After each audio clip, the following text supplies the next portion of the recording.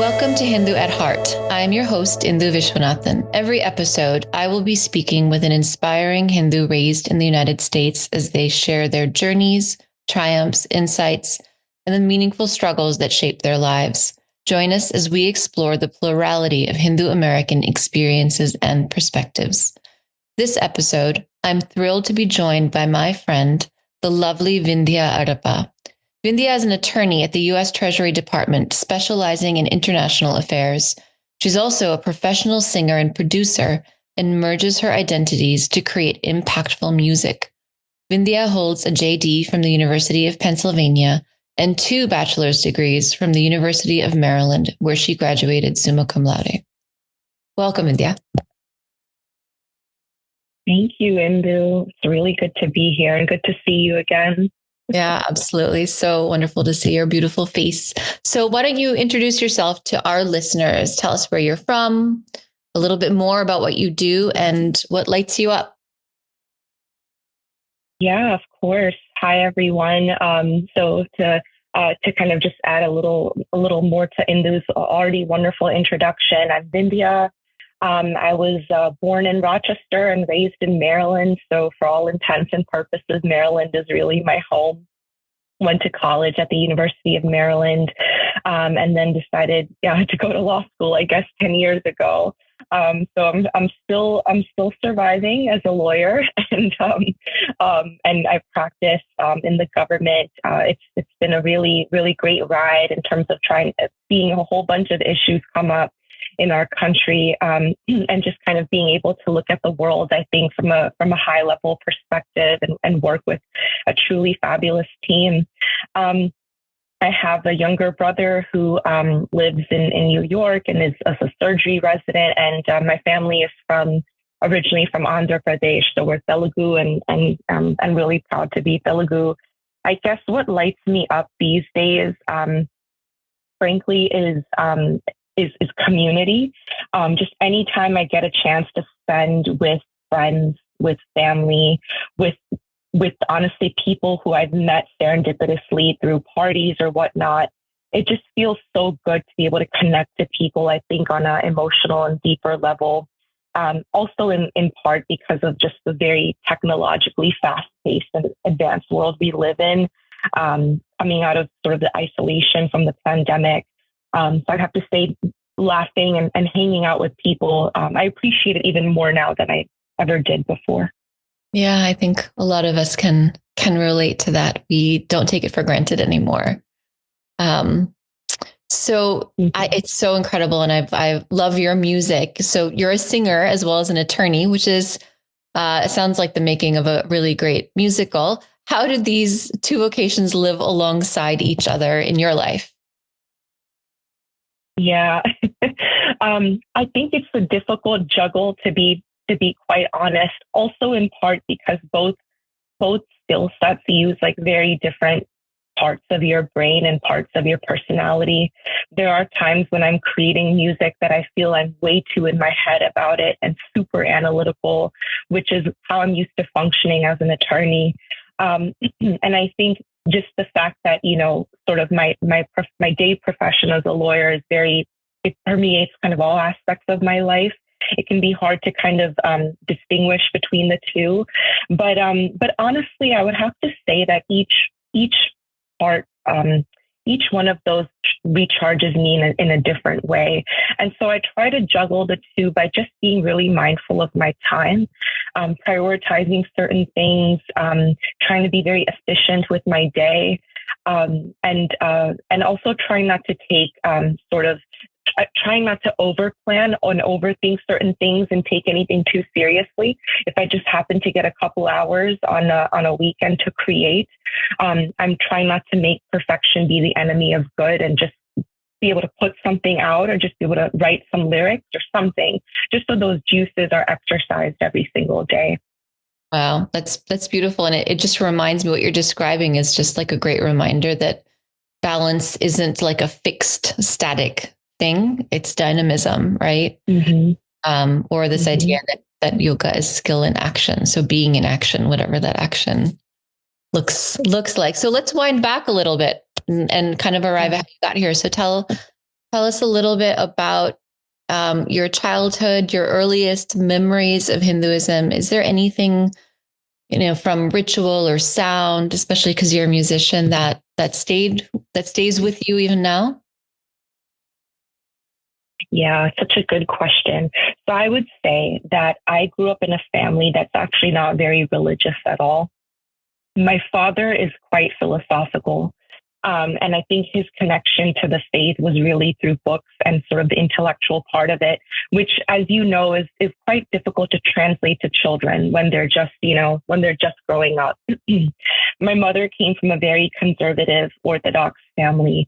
And I think initially in the United States, maybe kind of shied away from some of those conservative rituals. And so growing up, it's very interesting. I didn't really have exposure to like sort of the quintessential Hindu rituals you would think of. We didn't really do puja in my house. We didn't really do arati. I wasn't familiar with a lot of mantras. So I would say my earliest memories really come from two things. First, just going to the temple, the infrequent times that we did, and seeing visually all of the murtis in the temple, hearing, of course, the bell chant, the bell sound, the chants of the Pandit, especially shout out to the Sri Shiva Vishnu temple here in Maryland.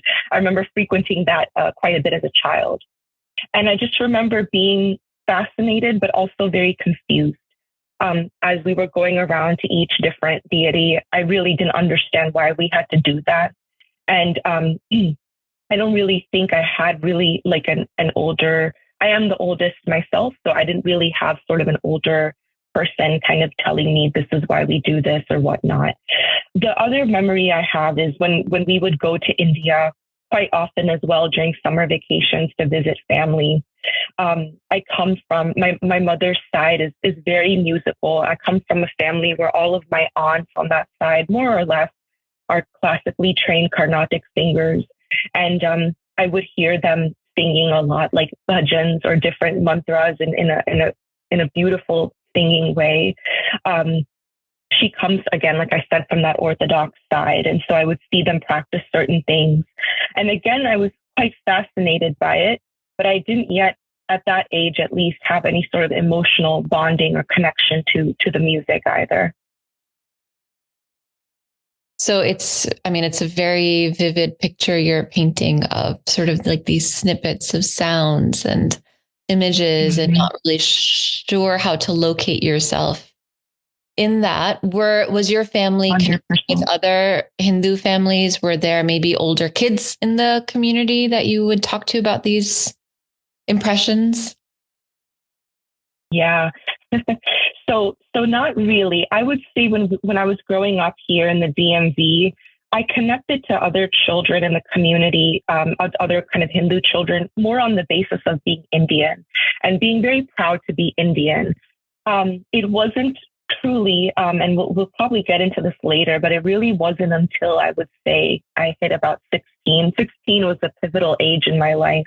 Mm-hmm. And when I really was in the throes of high school, that I had to kind of confront my faith identity and ask myself, like, what am I?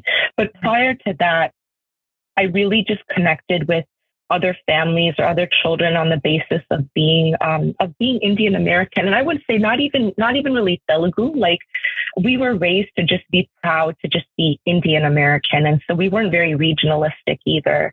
And Hinduism kind of showed itself through those like cultural parts at times. When I would attend a puja, I'd say some other auntie's house, but there wasn't yet kind of this confessional experience I had with it. It was just culturally being Hindu, if that makes sense. Yeah, it does. It does in a very social way.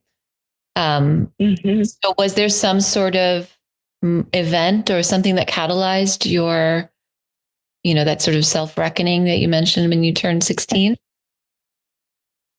Yes. For all intents and purposes, I had a bit of a breakdown at that age. And it's not truly a breakdown, but at that time, I really thought like the world was ending. I can ascribe it all to academic stress. So when I was in high school, I was very ambitious, just like a lot of other Asian American children, right? We come from families where our parents have instilled in us such a good work ethic. We want to impress our parents. We want to be accepted.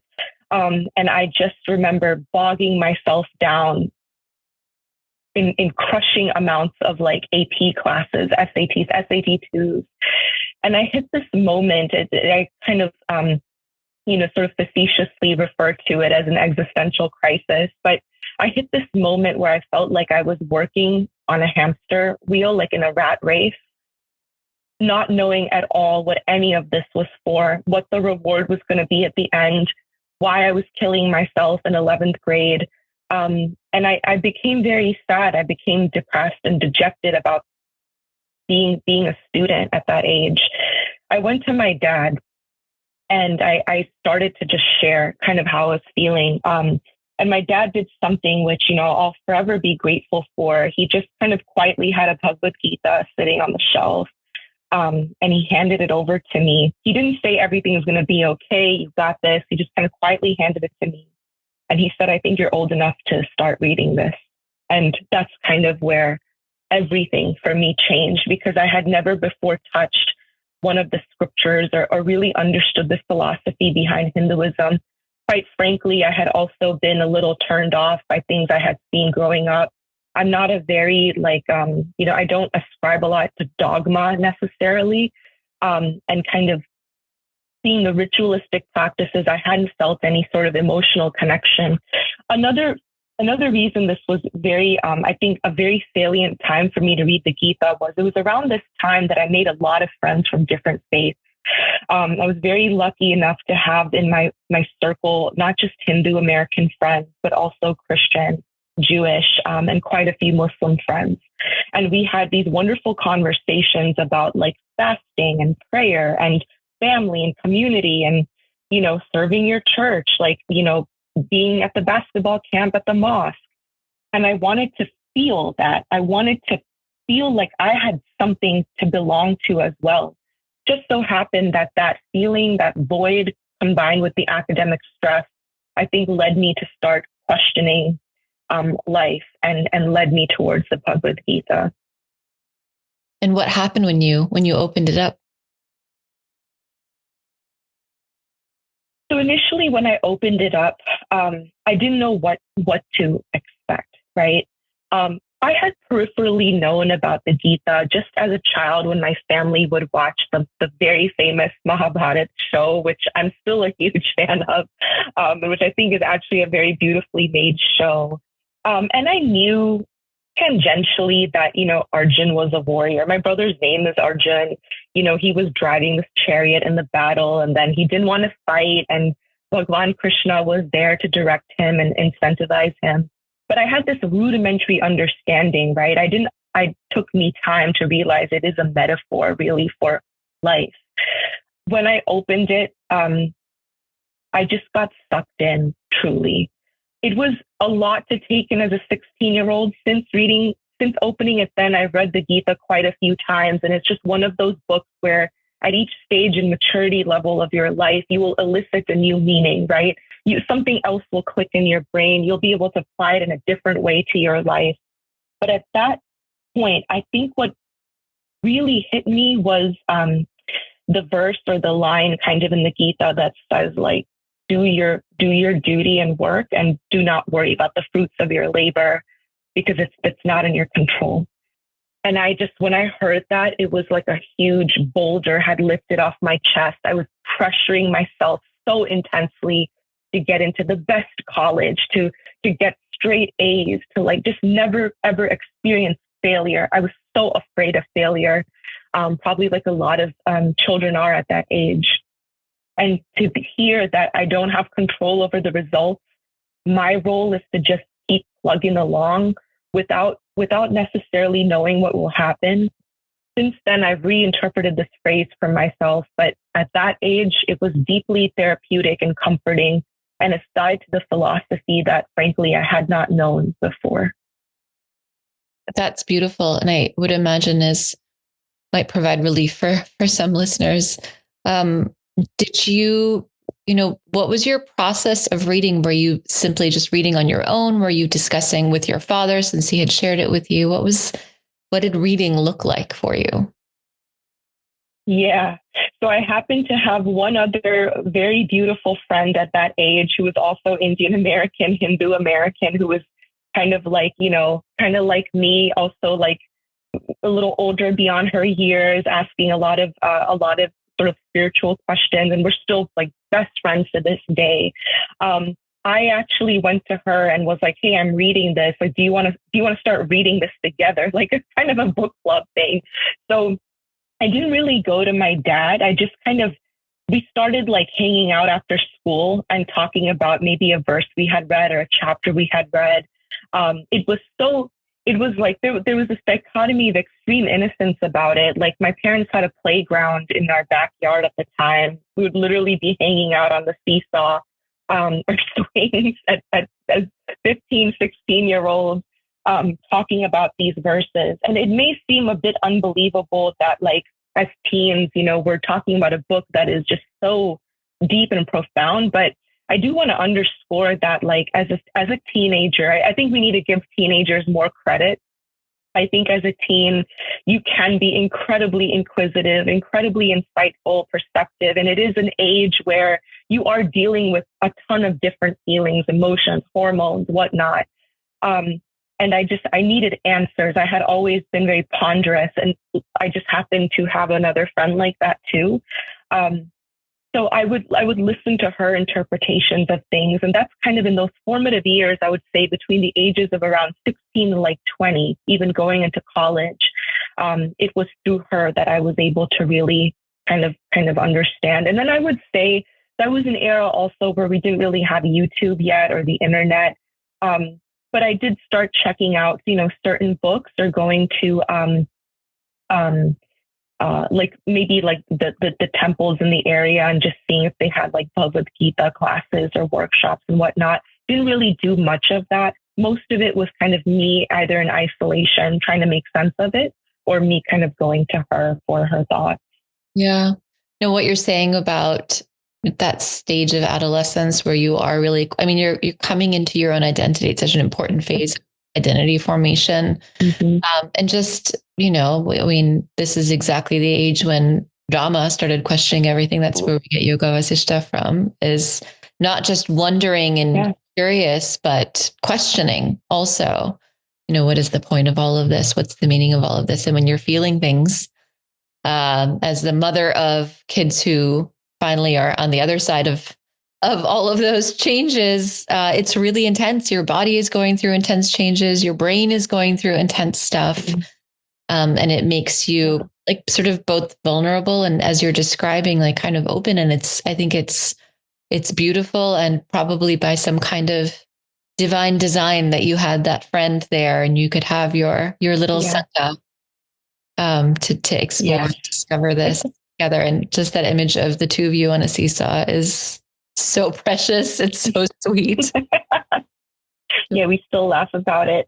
Very sweet. It's actually, I can't remember the last time I was on a seesaw. That's so delightful.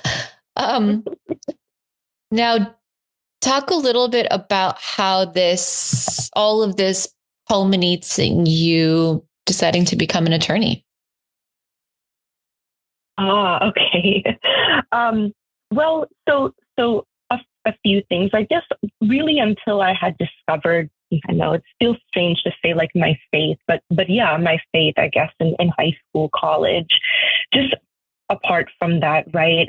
I loved the humanities classes. I always loved writing. English class was my favorite class. And I think it's typical of a lot of people who apply to law school, right? I really enjoyed history. And I started to feel like a lot of the characters and persons I had revered in history who had really made like big social change. They were all lawyers. They all had legal background. It just seemed to me like it was a powerful tool for and that would give me a platform eventually to help people. Frankly, it was as fundamental as that, as just being able to help people through the power of the written and spoken word, and to have influence, a good influence and good power. So by around 16 or 17, I decided I would be a lawyer and I would tailor my undergraduate experience, everything to be able to set myself up for law school. When I started reading the Gita, though, and when I started to have these questions about God, and these conversations, not just with my Hindu friend Samya, but also with my friends from all these other different faiths, I think like I had already had this sense of like compassion and idealism about the world, like, you know, social justice, all of that. But I think it just only grew in my heart because I realized that education, my family, me, I really value education. And we don't often look at it as a form of service, right? I think like, especially, and it's nobody's fault, but just the way we're conditioned, you're conditioned to like get a great degree from somewhere, go into a job, make tons of money, and just kind of chase after these materialistic, echelons of success. It was when I looked at the kind of the question, the seeker teacher paradigm between Arjuna and Krishna in the Gita, when I saw how deeply Hinduism encourages knowledge and fact finding and education, just kind of translating it to my formal education, it made me realize that doing my best in school was not just some kind of tick mark I had to check off. It literally was a way I could help and be of service to the world, which ultimately, if you ask me, is kind of the root of any faith. It's to be kind of as enlightened and good of a person as you can and do as much good as you can. And I saw these parallels as well between, you know, my friends who were in Judeo-Christian faiths as well. I think early on, I was able to kind of unify all these conversations for myself and still identify with being Hindu. So what was the experience then of being Hindu in college as you were doing all of your laying the groundwork for becoming an attorney? Yeah. So I would be remiss if I didn't share some of my struggles, obviously, because it has been a very beautiful, very painful road, just to be very honest. When I hit college, frankly, other than just this one friend I had, shout out to her, she's just been a great role model for me. Other than her, to speak about Hinduism, I really didn't have any other kind of like Indian American or Hindu American friends, truthfully, who were sort of asking these same questions. At least my life had not yet like intersected with any of those persons in college. And so when I came, I obviously went to a huge, like a university with a huge student body. So it's easy to get lost a little bit in that shuffle. I just started joining like a bunch of, I would say like Indian student groups. I was part of a South Asian a cappella group. I was part of the Indian Students Association. And it was great to be able to fraternize on matters related to ethnicity and heritage.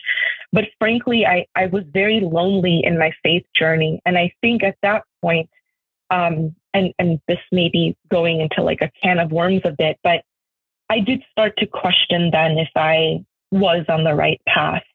That was the beginning of, frankly, a 10-year-long journey exploring not just Hinduism, but frankly, other faith traditions as well, in order to find out exactly what I believed in.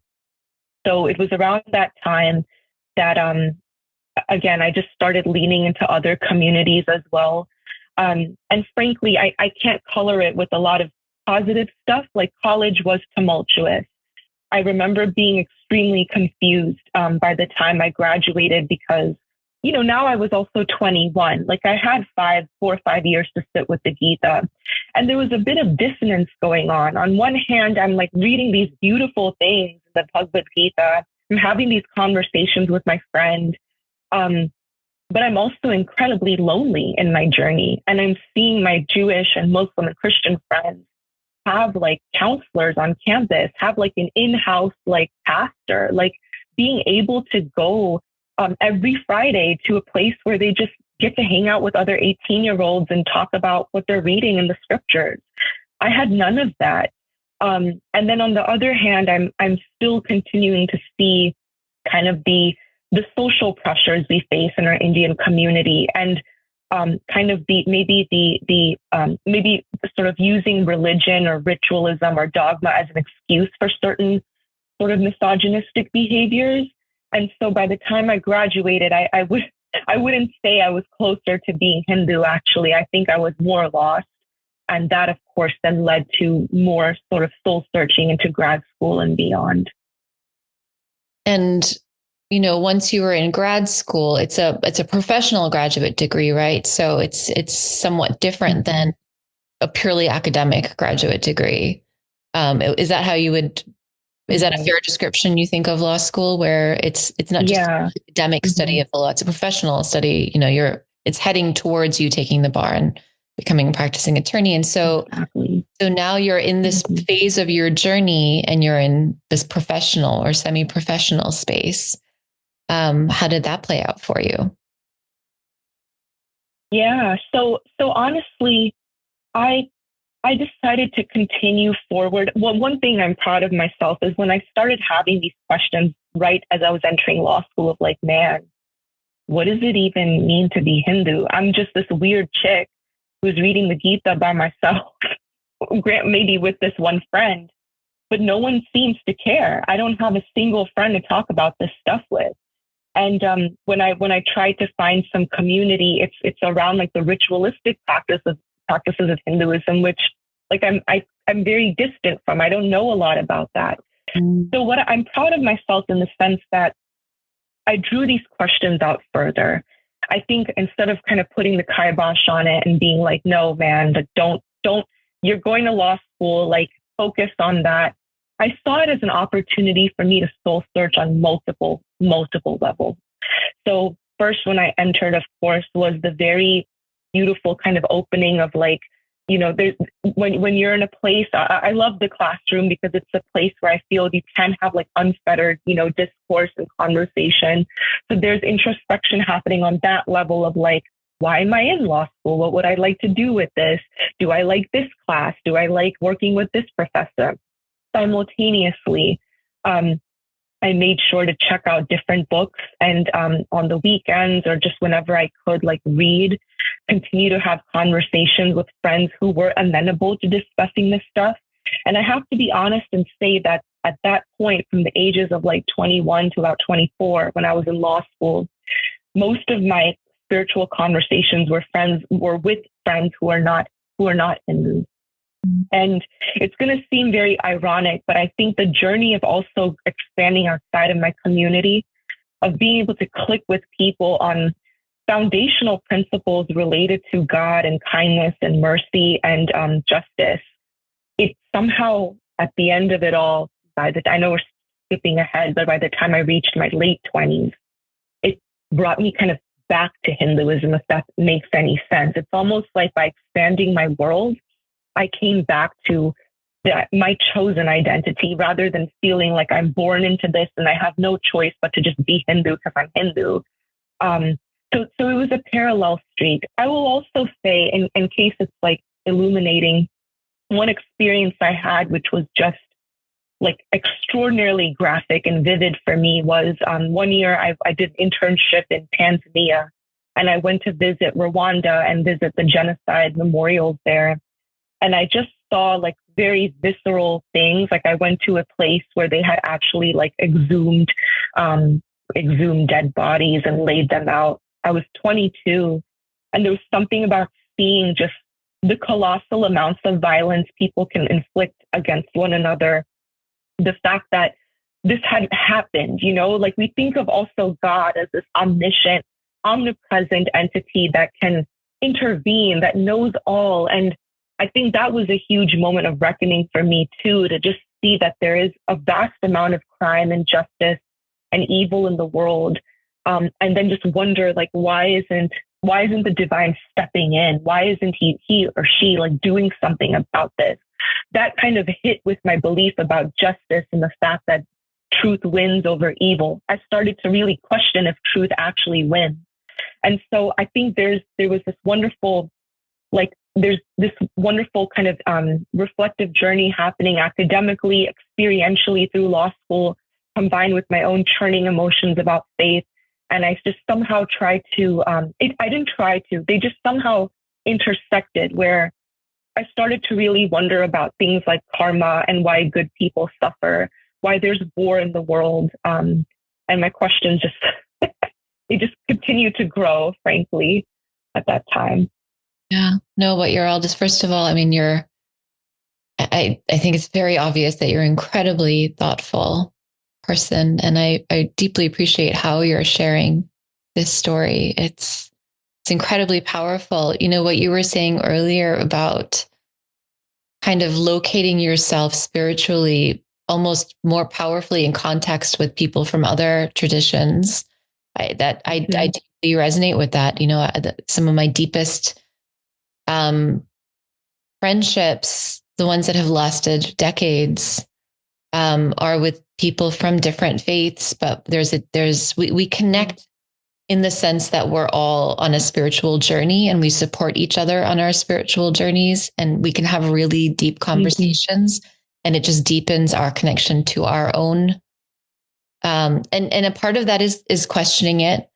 And of course, like the sort of baseline question for Hindus is, who am I? So it's not off syllabus that you were asking those questions in such a profound way. There is a lot of wrestling, right? It's not simply just awe and wonder and reverence. There's a lot of wrestling with really, really tough stuff, and coming face to face, as you're describing, with sort of the basest, vilest aspects of humankind, of human nature. I think coming to terms with that and making sense of that, and what is the role that the divine plays, or how can there be a divine when these things are happening? Really important questions to ask. I think it's, you know, as an educator, as a mother, as a human being, as a woman, you know, I think if we miss out on having to confront these questions and simply are able to sort of cite Gita verses, we're missing out on like the true richness of what those things even mean. Because it's not about rote memorization. It's about application. It's about living this, right? It's in action. It's of the world and in the world. That's the world. Like, the world is not our little privileged little bubbles that we live in. The world is so much more complex and difficult than that. So what you're describing, and that's the thing, the struggle is kind if of you can't contextualize. Yeah, exactly. I was just going to say, if you can't contextualize what you're reading to what you're questioning and going through, what is the point? Because then anyone can offer platitudes and say, you know, truth always wins over evil, and just look at what happened in the Bhagavad Gita. But it's not so black and white. Yeah. I always chuckle anytime there's, you know, I'm grateful that there's more recognition of Hindu festivals in the United States. And yet every single time it's always like, good wins over evil. I'm like, yeah, it's a little bit more complicated than good over evil. Like it's a little bit of a flattening. And so I really appreciate the struggle aspect of it, the wrestling with it, the asking questions, and just the diversity of your own relationship to it across your experience. I want to go back into that space a little bit of just being an American, because I think I very much relate to your, you know, context of being American with a strong link and lineage back to those ancestral roots. But can you describe maybe moments of tension between what it means to be American and what it means to be Hindu? Yeah, absolutely. I would say sometimes there are like big points of tension, and other times there are those micro points, like which can almost be so passive aggressive and so subtle that you don't realize an aggression has actually happened. I think one beautiful thing I find about being Hindu is that our faith is incredibly pluralistic, right? There's really a space for everyone. There's a space for every school of thought. I would say, like, and I know this may be the flip side of your question, like one beautiful thing I found about being American and Hindu, especially as a singer, is that I was singing in the gospel choir for a long time in high school, you know? That's when I learned a lot about like Christian hymns and whatnot. And I'm like doing that while having like Muslim friends who are like, I can talk to about like fasting and stuff, while at the same time being this Hindu girl engaging with my faith in this beautiful way through scriptures. And eventually it went from Gita to the Upanishads to other books. And it's beautiful that like I could be Hindu and still be all of those things. I can still be a girl who sings in gospel choir because somehow I click so deeply with that music as well. There's no sort of like prescriptive like edict here that you can't be all of this, because identities are complex and we're not, you know, it's very dangerous, I think, to like line label people and categorize them. So what I would say is one of the tension points then is because our faith is so pluralistic and rich, and it shows itself as well. And as you mentioned, Indu, in the festivals we have and the colors we have, it can be very hard to then fall into line with the kind of like the black and white categories that are sort of imposed upon us by a Western society. The classic example I give, which will always like kind of stay as a bit of trauma in my head, was in world history class in high school. Our teacher asked us to, we got like a piece of paper that literally said like holy book, messenger, commandments. And it was just asking us to kind of list all of those for each faith. And when it came to Hinduism, Buddhism, Jainism, I had no idea like what to put in there. And I felt embarrassed because I felt like I had to somehow fit my Eastern worldview or Eastern heritage or philosophy into this framework. And it just doesn't, it's not a one size fits all. Like the Eastern traditions don't fit into that. So I think there is definitely this point where maybe our society here cannot, it's not able to kind of think beyond that paradigm and see that, okay, there is a worldview where things aren't linear, they're actually circular, or it's not as like, sort of sequenced as maybe the sort of Judeo-Christian paradigm is. From a professional setting, again, this is in the kind of the microaggression part. I had a female boss at one of my very like old jobs who straight up told me that I shouldn't be wearing colors in the workplace. Like I should stick to browns and blacks and whites because women who wear color are seen as flamboyant or extravagant, and it hinders your chances of getting a promotion. It took me time to realize, and literally that this comment was triggered because I had this beautiful silk scarf from Varanasi that I had bought. And it was like these beautiful colors, and I wore it over a blazer. That's me expressing my heritage, my identity, the colors and kind of like beautiful chaos that kind of lies in where we come from. And to be told that could somehow, my fashion sense could inhibit me from professional success, it took me a while to realize that she was just another victim of like internalized misogyny. And again, this sort of this view that as women as well, we have to conform to a specific appearance or look or style.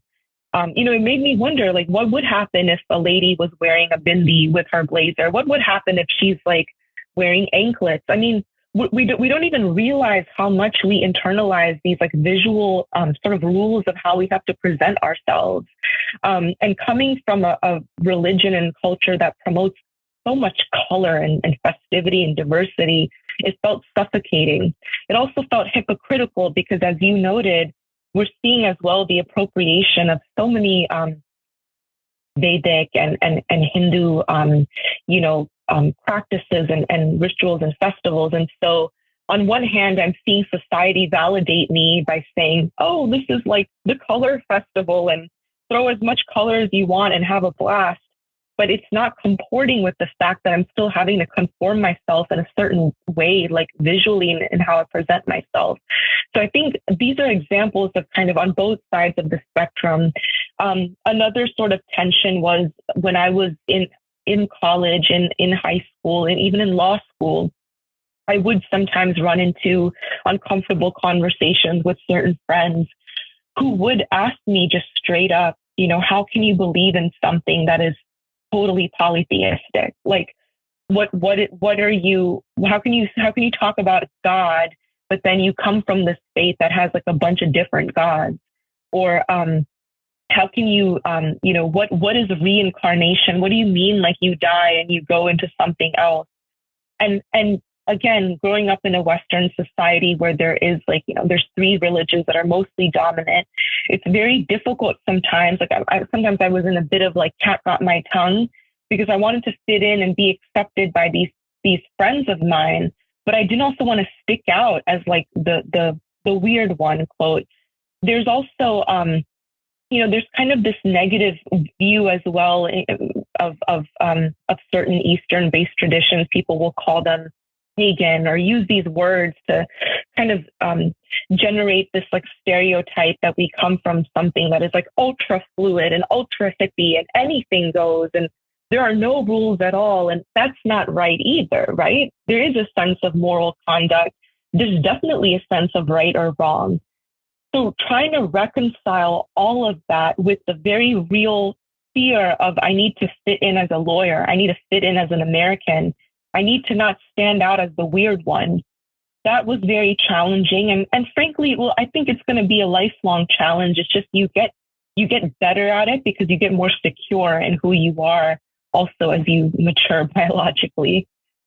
Yeah, absolutely. I think in all aspects of your identity, you do start to see those things change. And I think it also, there's probably a difference between, I think I grew up in a different time in a very different, I was the only brown person in my school until my sister started. Right. So even fewer people from my heritage than I think you had. And then you have the other extreme of Hindu kids growing up in the US in communities that are predominantly Indian or Hindu. And so all of those factors really have an influence. And that clarity comes from within, then there are external factors kind of impacting how we navigate that. So now you're here in this phase. Where are you sitting now with all of this? I would say both identity I kind of see as like how the world perceives you, but then also your Hindu worldview on the country, on life, the planet.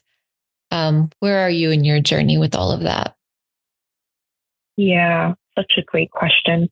Well, first, I've gotten comfortable with not knowing the answers to every single thing and realizing that this life itself is going to be this life itself is the journey of constantly seeking and being comfortable with uncertainty, being uncomfortable with duality and paradox, being uncomfortable with the fact that there is a very benevolent, beautiful life force there, whether we call it Brahman, Devi, Shakti, whatever we call her, she, it, whatever.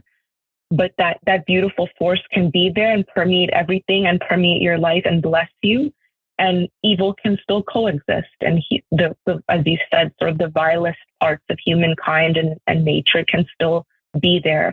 It doesn't mean I don't still wrestle with it every day. I mean, especially also as someone working in foreign affairs, I feel like my work is very much informed by the news, and it starts to grow and explode whenever, frankly, something negative happens, and also when positive things happen. But there was a ton of work for us to do on the team after the Russian invasion of Ukraine. There was a lot to do on our team after all the military coups that happened a few years ago, and you read in the news that protesters who are merely exercising their rights to speech in different parts of the world are being gunned down by their governments, right? Are being tortured. It makes you wonder. It's made me wonder, like, what is my role in this world? With the grace of God and the divine, I've had it pretty good. I've had a pretty good childhood. I've had amazing family, parents, brother, everything, opportunity. So I've been very blessed. But what do I do with the privilege and the power that I have? And can I make a change? Like, there's also this thing I wrestle with of like, and I think, frankly, I'm still wrestling with it of like free will versus destiny. Many times, especially I would hear this from my aunts and uncles when something bad happened to somebody they knew, or they even saw like a poor person on the street in India, the immediate phrase would be, oh, that's their karma, you know, that's their karma.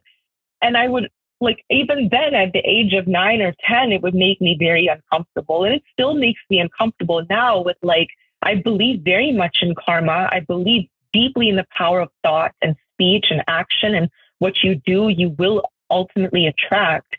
But that being said, like, is it not our prerogative to help other people also transcend some of that, whatever ignorance or misery they may have created for themselves? And I don't say it in a self-righteous way. I say it as a question, like, what is our role, frankly? So in terms of like, to answer your question, in terms of my Hindu worldview, I think the world is a lot less linear and logical than I had first believed maybe 10 years ago. I think I do 100% foundationally believe in one supreme being. How that being manifests itself through different, through frankly all of its creation or different avatars is, you know, I think that you can believe in that and still believe in one being. I have felt the presence of that being very closely in my life. So I know it is there, and I know it is taking care somehow of this world. But I also do believe that humans have a lot of free agency and will. And even though, yes, some of the things happening to us can be karma or whatnot, like, we create our karma. You can shape your destiny. You have so much power. And so seeing the power I have has made me now focus less on trying to create macro level change, and frankly, just trying to change the world that I inhabit, like my own little world, through whatever way possible. And it's made me also comfortable with the fact that even if there is rampant injustice, coming back to the kind of the clinch pin, I still do believe that truth does conquer evil. It may not happen on the timeline we want it to, it may not happen in my current lifetime, but somehow I do feel that ultimately everything is being shaped towards a greater good. It's just very difficult to see it. And I'm getting comfortable with relinquishing my own intelligence a little bit, and not relinquishing it, but being comfortable that our human minds are very finite and they cannot answer everything. It's just impossible in this form. In terms of identity and how people see me, you know, I feel finally like I'm in a very comfortable space where I'm very open about being Hindu, being Indian American. My team, even that I work with, they know that I make music. They know that I've worked with, like, you know, worked on Indian music as well. And so I don't know if it's a function of just growing older. I just don't care so much anymore about how others may judge or the world may see me. I'm just super confident and comfortable with who I am. And I'm also happy that I don't listen to some of the ill-fed advice I was given in the past. I go to work wearing colors and wearing bright pink blazers and like wearing sometimes jhumkas. I mean, I express myself like this is, and that makes me a better person, and which will make me a better lawyer, right? It's a feedback loop. So at least at this stage, like I feel accepted, I feel emboldened. I will say another huge role that is a huge thing that's helped me feel that way is, you know, we have this proliferation, for better or for worse, of all these like Instagram and social media self-help people and self-help gurus who, it's arguable, but like a lot of the things they say and like books they put out, whether it's called New Age or whatever, it's borrowing from like Vedanta and Vedic concepts. And somehow to see those things be like accepted mainstream now, and more people turning like vegetarian, like more people talking about mindfulness and meditation, it makes it kind of cool to like be like that. It's cool to be conscious now. It's cool to be enlightened. And it's kind of sad that it took that validation for it to maybe happen on a wider scale.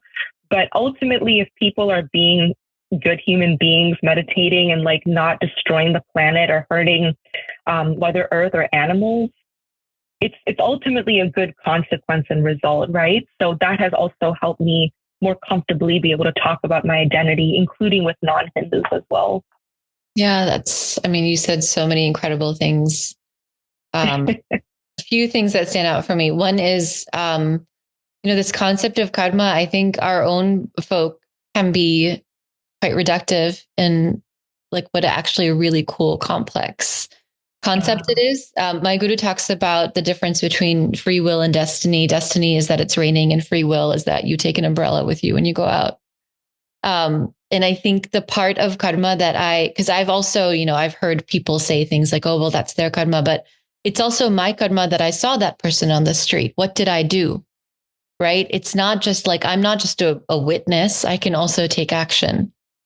So we have these moments when we encounter other, like that combination of karmas is happening for a reason. So like, what can I do? Which I hear as sort of like a catalyzing question under your life choices was also mine. Like, what can I do? I'm here. I have all of this. What can I do? It's not just who, like, what can I do is a part of who am I? Right. And so to me, like, karma offers us boundless, abundant opportunities to take action in the world, to do something and not just receive the fruits of my action. We're constantly, and so inaction is also a form of action, right?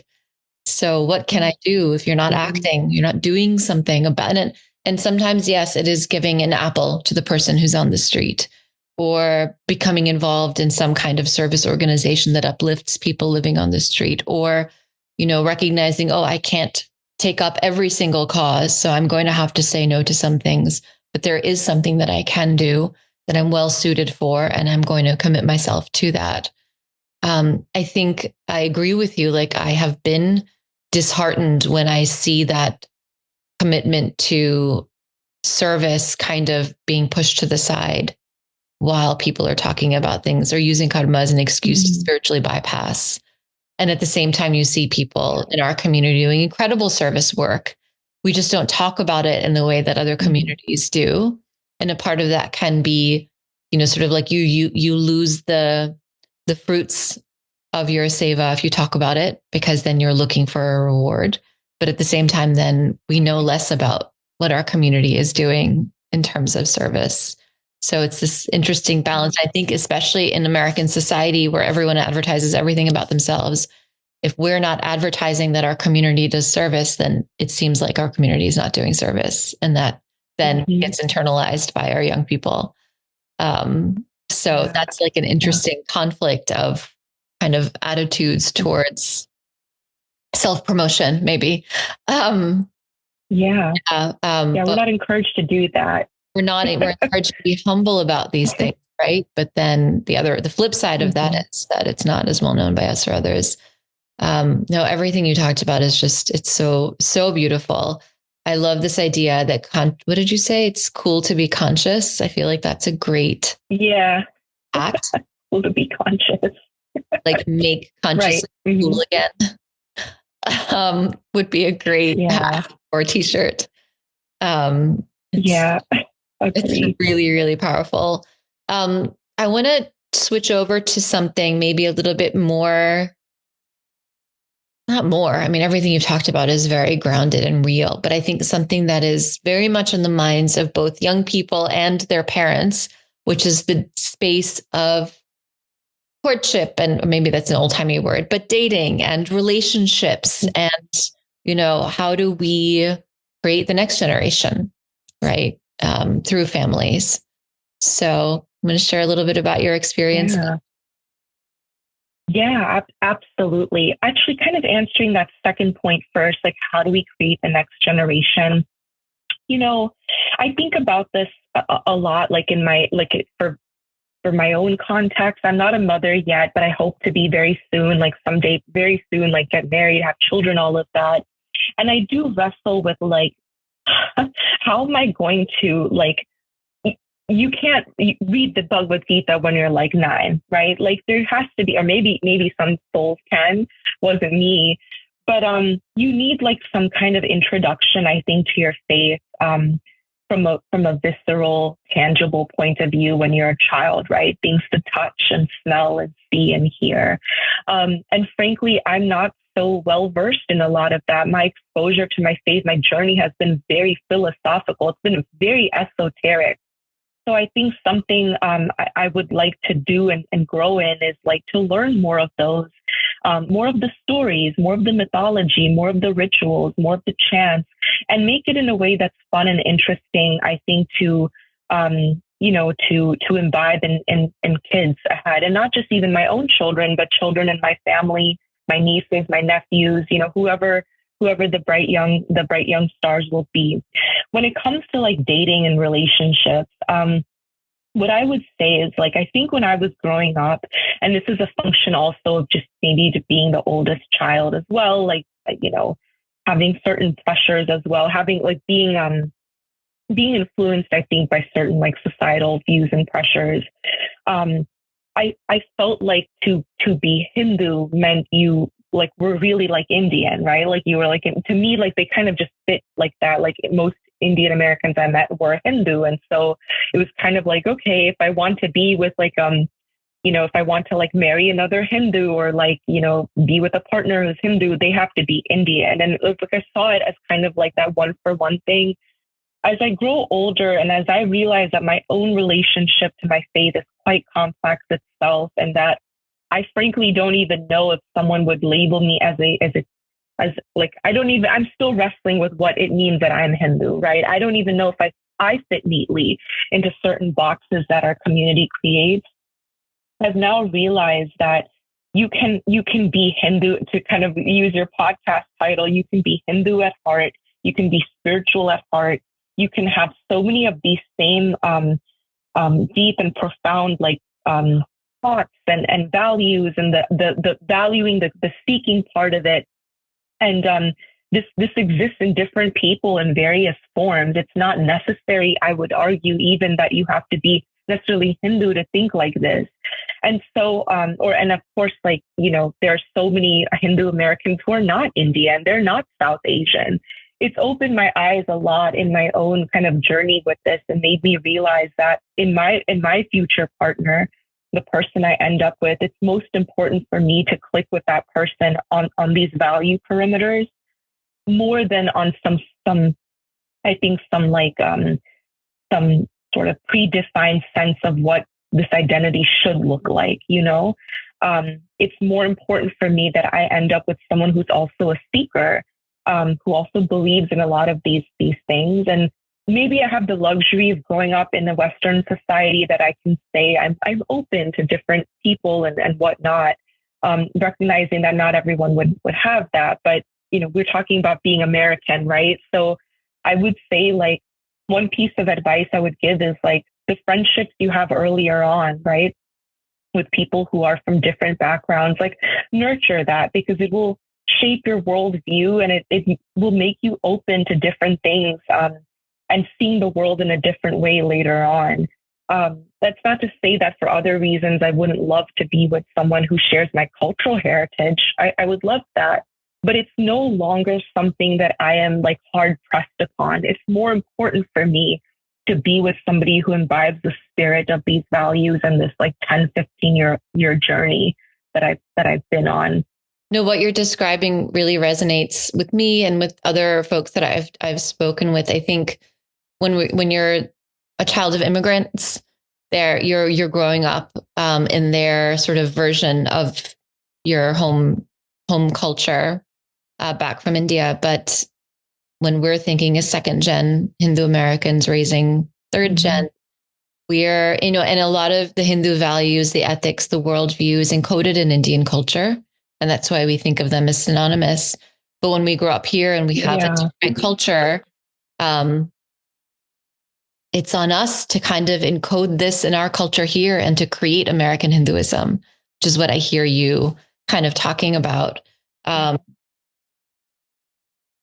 I think what you're describing in this like realization is very relatable, very relevant. It's actually really important to forefront it and not apologize for it, but actually for us to own it, because we can't just assume that someone who, in as much as you can't assume that just because that the majority of Indian immigrants who came here are in STEM, you can't assume that the second that their children are all going to be in STEM. We may, they were met, like that generation of the community is sort of is engineered through employment, right? But they're all of their children, like you went into law, I went into public education, like I became a public school teacher. Very few people, I would imagine, are immigrating from India to the United States to become public school teachers or be lawyers here. And yet their children are. And so in the same way, we kind of get to design and imagine American Hinduism.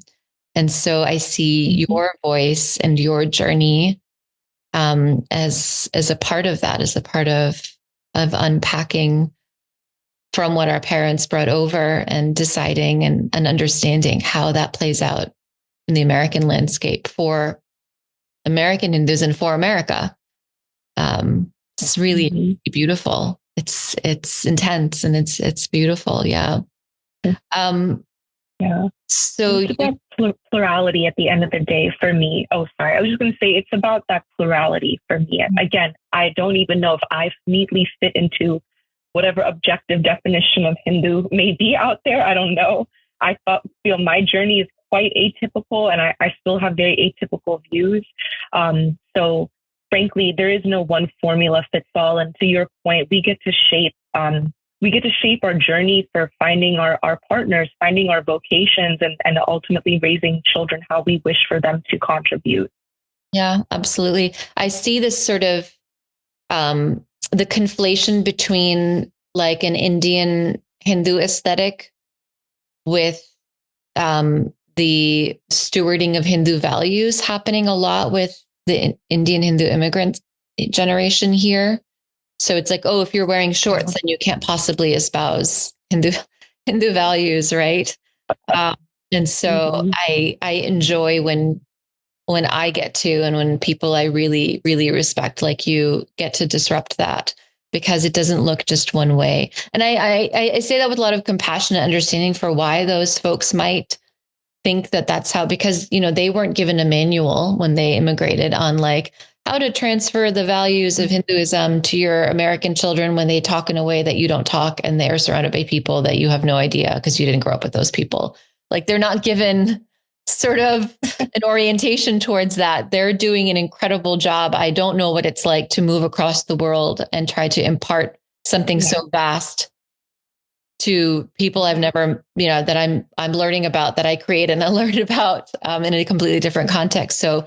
So this is not at all to criticize them. It's more of an observation that we are, in as much as we are unusual to the Americans around us or the non-Hindu Indians around us, I think we're as unusual to our own parents.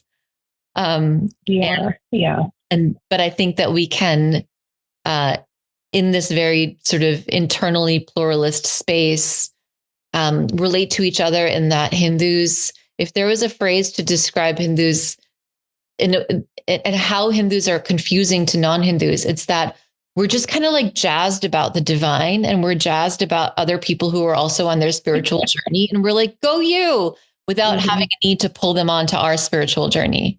And that's very disorienting and disarming to people around us. And I think that that's a really cool attitude just to have about anything. And I think that could contribute greatly to the American landscape and to American discourse and intergroup dynamics.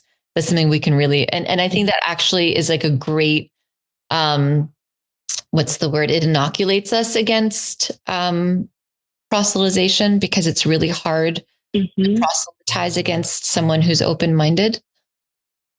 Yes. Oh man, everything you said, you have a way of putting things together so articulately and beautifully.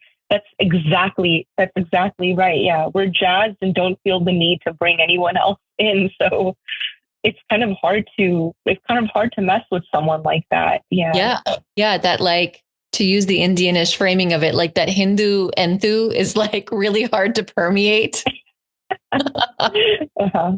Yeah. And I think that's something that we can like So take true. along and fold into our very complex and interesting and hard to pin down American Hinduism. Yeah. Mm-hmm. Wonderful. Totally. Totally. Well, we're at the top of the hour, if not more.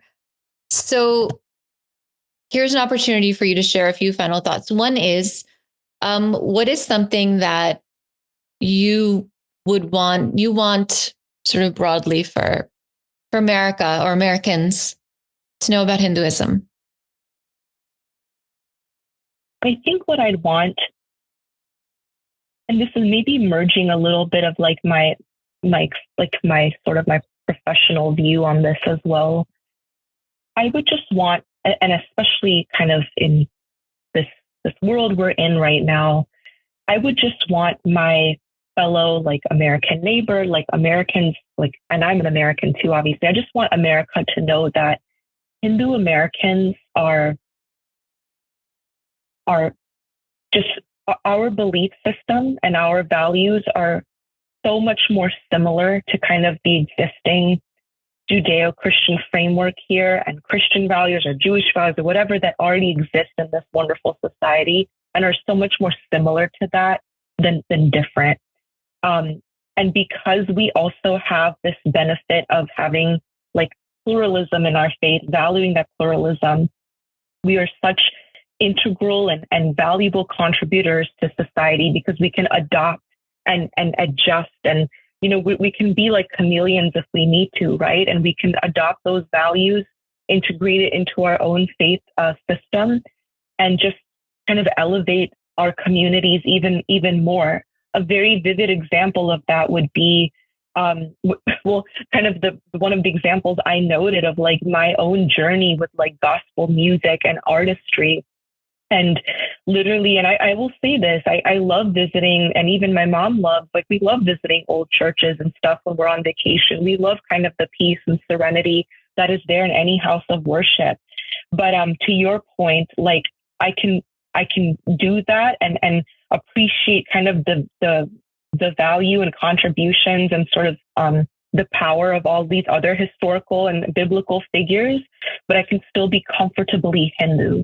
And that is so powerful when you're trying to build bridges with other people, when you're trying to unify in the face of division, when you are trying to get things done to help children, to help homeless people, to just help society. It's very important to have people in your circle who don't just who don't just have a narrow world view of God or women or society or social justice, but who are able to kind of borrow and adopt from certain things. And I would say like that makes me, I think, adaptable. Like I've been able to be in different circles and find some basis of commonality with every single person or group I've like run into. When you have a country as diverse as America, where we have to deal and confront like very pressing social issues, to have a community with this sort of belief system is, I think, a tremendous asset. And just because our sort of visualized form of prayer or rituals may look different from sort of the Judeo-Christian way, it doesn't mean we're actually different, that different at all. And that just goes to kind of, I think, building bridges and making sure that, that our community is not otherized or fetishized. No, that's really, really, really powerful. And I think you kind of touched upon this, but I have to ask because it's the last question I want to ask, which is, what does it mean to be Hindu at heart? I think it means to be a seeker at heart, to be a constant student of wanting to ponder and understand the world we live in and understand our connection to something higher. and to our fellow human beings and fellow creatures and animals as well. And I think ultimately it means serving as deeply as you can with compassion, engagement, but also a certain detachment from your own ego. Being engaged as much as possible, but realizing that ultimately this world and the fruits of everything we do belongs to something higher. And just living in that mode, in that mindset with whatever we do, whether it's our vocation, our relationships with our spouses and partners, our children and how we raise them. There's an element of being engaged, but not so attached that you're kind of lost in this world. I think that would be my answer at this stage. It may change as I evolve as a Hindu more, but at we'll this bring you stage, back that's and what we'll find out. Yeah, no, that's a beautiful, beautiful response. So how can we support, how can listeners support or follow or find your music or any other projects that you're working on? Thank you, Indu. Yeah, I mean, I spend mostly all of any sort of free time I do get outside of my work kind of goes into my musical endeavors right now. So you can find me on social media on Instagram at the handle Vindhy Music, which is VINDY Music. And also on YouTube under that same handle. I'm on Spotify under my name, Vindhya Adapa. And thank you as well for asking, and for folks for just even checking out what I put out. Definitely going to add those handles in the description of the podcast so people can find that easily. Thank you so much for agreeing to come on to this interview. Our conversation, it felt more like. And thank you so much for just how you are in the world. I was so grateful to get to know you to get to know you even more today. It's been really, really delightful. And I think that just hearing your journey is going to help people. So you've done some really good today. Oh, good. I'm glad. I hope it helps anyone listening, and to know if you're confused or going through challenges, you are most definitely not alone. And it gets better. Well, that's it for this episode of That's So Hindu. If you enjoyed this episode, please share it now with someone who you think will like it too. Please also like, follow, and/or subscribe to this show on whatever platform you're listening to it on. You can help ensure that more of these get made by making a donation to HAF at www.hinduamerican.org/donate. Thanks again for listening.